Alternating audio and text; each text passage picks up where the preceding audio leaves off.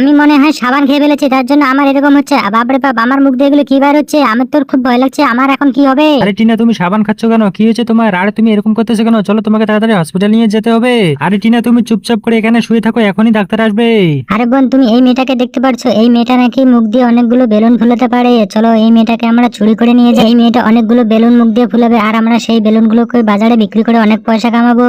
চলো এই মেয়েটাকে তাড়াতাড়ি করে ব্যাগে ভরে আমরা এখান থেকে চলে যাই। আরে হঠাৎ করে এই দুইটা মেয়ে কোথা থেকে চলে এসলো? যাই আমি আমার টিনাকে দেখে আসি। আরে টিনা তো এখানে নেই, যাই তাড়াতাড়ি করে ডক্টরকে জিজ্ঞাসা করি, আর ডক্টর বাবু আমার টিনা কোথায়? টিনা তো তার বেডে নেই। আরে তুমি টেনশন নিও না, টিনা মনে হচ্ছে বাইরে চলে গেছে, এখনই চলে আসবে। ঠিক আছে ডাক্তার বাবু, আমি চলে যাচ্ছি। আরে এটা কিসের ছবি? আরে এটা তো সার্কাসের ছবি। আরে বাপরে, ভিতরে তো একসাথে অনেকগুলো লোক তালি বাজাচ্ছে। কি হচ্ছে ভিতরে? টিনা এভাবে মুখ দিয়ে বেলুন বের করতেছে, আর এগুলো লোক একসাথে অনেকগুলো পয়সা উপরের দিকে ছড়িয়ে দিতেছে কেন? আমাকে কিছু একটা করতে হবে, আইডিয়া একটা পেয়েছি। আরে ও, আজকে তো অনেকগুলো টাকা ইনকাম করেছি। এভাবে যদি চলতে থাকে তাহলে তো আমরা অল্প সময়ের মধ্যে আমরা কোটিপতি হয়ে যাবো। চলো তাড়াতাড়ি করে কোল্ড ড্রিঙ্কসে বেহুশ করার ওষুধ মিশিয়ে দিই, আর এই দুটো হারামজাদাকে খাইয়ে দেই। আরে এই হারামজাদি দুটো তো বেহুশ হয়ে যাচ্ছে, চলো তাড়াতাড়ি করে টিনের কাছে চলে যাই। রাহুল, তুমি এসেছো, তাড়াতাড়ি করে আমাকে এখান থেকে নিয়ে যাও। চল হারামজাদি, তোদের দুজনকে এখন তো জেলে নিয়ে যাবো।